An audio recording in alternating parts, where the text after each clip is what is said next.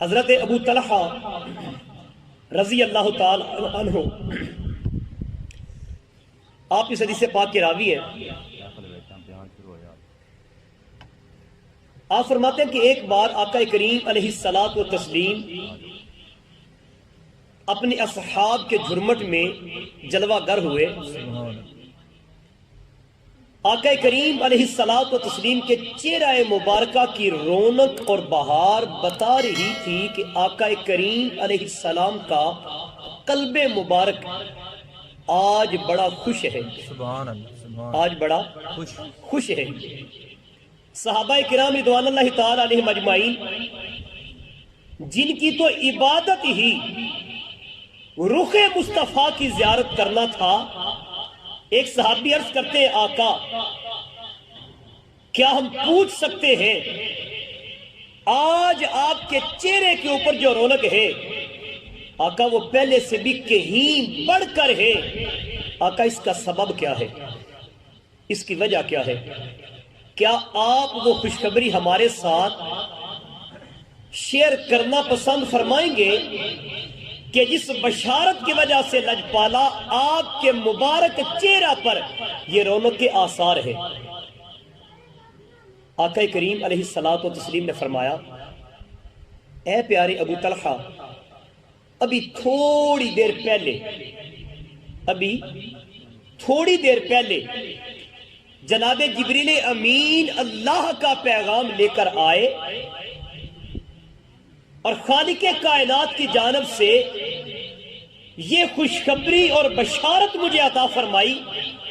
فرمایا اے آقا آپ کا رب یہ اعلان فرما رہا ہے آپ کی بارگاہ میں، آپ کی جناب میں آپ کا پروردگار عالم یہ پیام مبارک عطا فرما رہا ہے اے میرے محبوب کیا آپ ابھی تک بھی راضی نہیں ہوئے کہ آپ کے رب نے یہ فیصلہ اور وعدہ فرما دیا ہے آپ کا جو امتی فقط ایک بار آپ کی جناب والا میں درود و سلام کا نذرانہ عرض کرے گا اللہ اس پر اپنی 10 رحمتوں کا نزول فرمائے گا. سبحان اللہ سبحان اللہ سبحان اللہ ماشاءاللہ.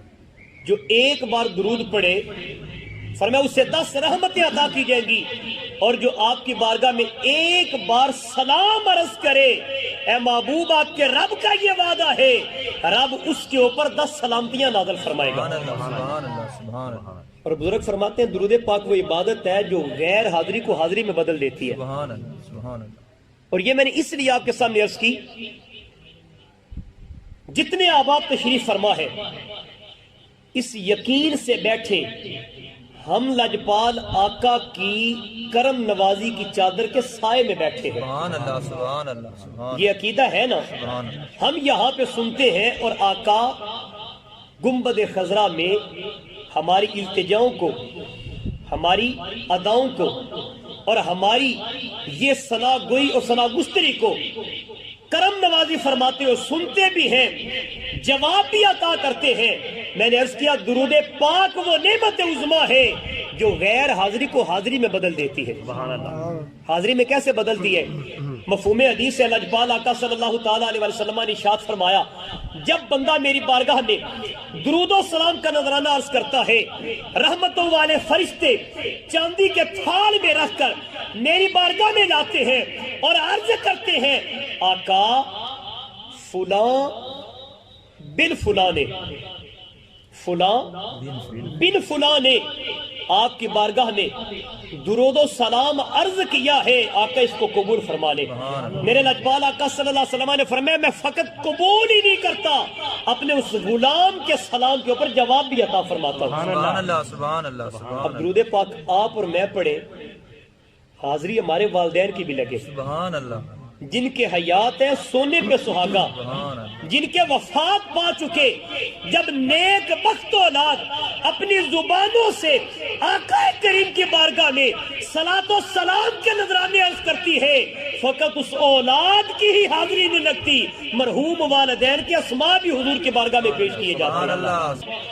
میں ہوٹاں تے لے کے دروداں دے نغمے ہے حسرت میری مدینے میں آواں آقا تہاڈے دوارے کھلو کے آقا تہاڈے دوارے کھلو کے دکھ سارے دل دے سناوا مدینے. جب بندہ آقا کریم کی بارگاہ میں صلاۃ و سلام کا نذرانہ عرض کرتا ہے، میرے لجپال آقا ضرور کرم نوازی فرماتے ہیں.